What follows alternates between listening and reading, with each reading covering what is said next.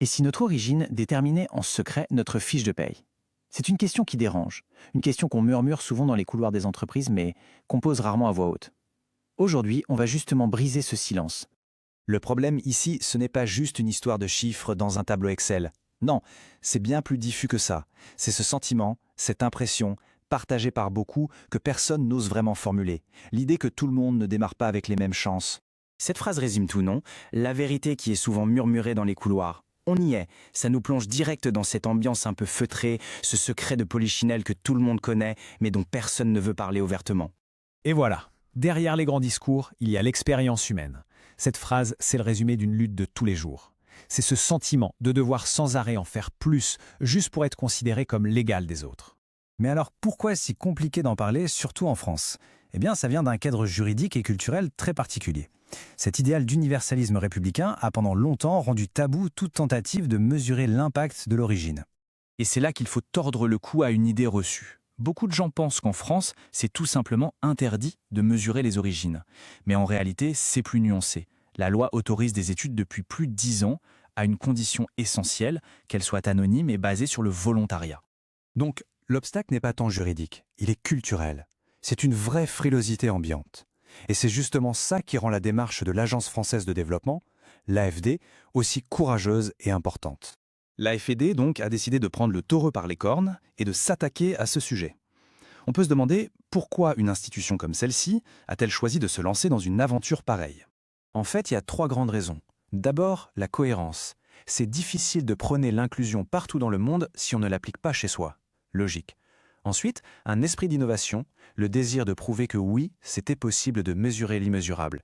Et enfin, le plus important, le courage d'une direction qui a porté le projet du début à la fin. Alors comment ils ont fait concrètement? La méthode est assez simple mais très intelligente. Premièrement, un questionnaire 100% anonyme pour que tout le monde se sente en sécurité pour répondre. Deuxièmement, les gens déclaraient eux-mêmes leurs origines sur la base du volontariat. Et enfin, pour l'analyse, tout a été regroupé en 2 grandes catégories. C'est ça qui a permis de voir les grandes tendances sans jamais compromettre l'anonymat de qui que ce soit. Bon, maintenant, passons aux résultats. Et c'est là que ça devient vraiment intéressant. L'étude a mis en lumière un contraste assez saisissant entre ce que les gens ressentent et la réalité pure et dure des chiffres.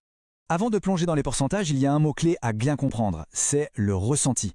On ne parle pas encore de faits objectifs, mais de cette perception, de ce sentiment intime d'être en décrochage salarial, de voir sa carrière stagner par rapport à celle des collègues. Et le chiffre du ressenti, il est énorme.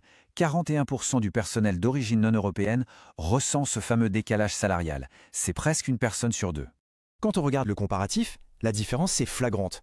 Ce sentiment d'être laissé pour compte est presque 2 fois plus fort chez les employés d'origine non européenne.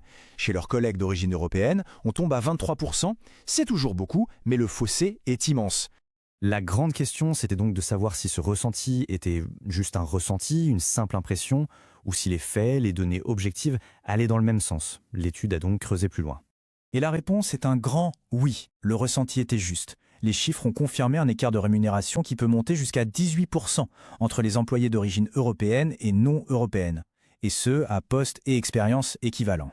Alors, d'où vient cet écart? C'est ça la vraie question. L'analyse montre que ce n'est pas forcément une discrimination directe, consciente, du genre on ne promeut pas un tel. C'est beaucoup plus insidieux. Ça vient de facteurs qu'on appelle systémiques. Par exemple, le type de diplôme, qui fait que les inégalités de la société se retrouvent importées dans l'entreprise. Ou encore le service ou en début de sa carrière. Poser un diagnostic, c'est une chose, mais agir, c'en est une autre. Alors, voyons maintenant les mesures très concrètes que l'AFD s'est engagée à prendre. Et ce que ça implique pour toutes les autres entreprises. Loin de s'arrêter au constat, l'AFD a mis en place un plan d'action solide. Premièrement, on continue de mesurer pour voir si ça s'améliore. Deuxièmement, on communique, on sensibilise tout le monde. Et troisièmement, on met en place des formations obligatoires pour les managers pour attaquer le problème des biens inconscients à la racine.